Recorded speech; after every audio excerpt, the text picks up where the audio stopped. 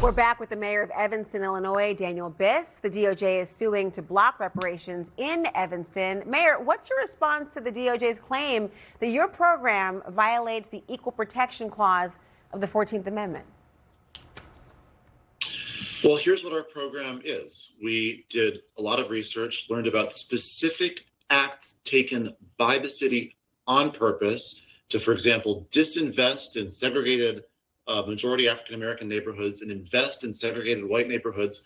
That created a wealth gap that exists today, that people are suffering from today.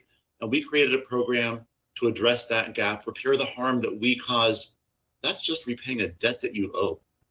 The DOJ argues that, look, anyone can apply without any evidence that they actually experience discrimination. Do you support the fact that they say the program should be narrowed in order to shield it from federal scrutiny? What do you think?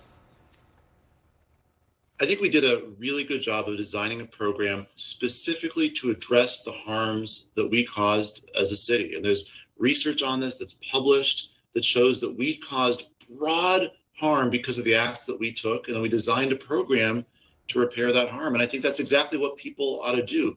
When you harm someone, when you incur a debt, you ought to repay that debt. And I think, there's a reason this program is broadly supported and really not that controversial across races in Evanston, because people here know that when you owe somebody something, you ought to pay it back. The program started, 5 years ago, and it's already paid out nearly 200 claims. And what's been the impact of this program on the city? And what will be the impact if the program ends?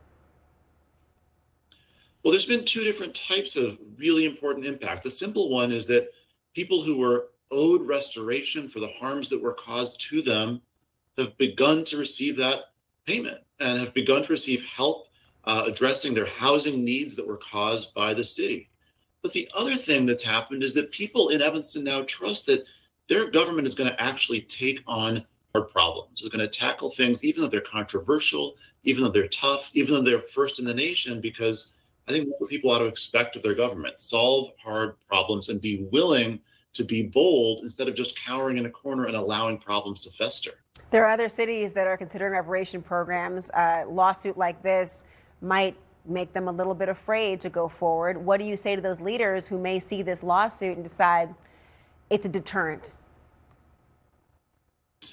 Well, I understand that. I've been incredibly proud to see hundreds of municipal and state and other leaders come to Evanston from around the country and even around the world to learn about our program and to think about how to fashion something that would work in their own communities. And what I would say is, we were all elected to solve tough problems. We weren't elected to duck away from tough fights. We weren't elected to say, it's too hard, don't bother.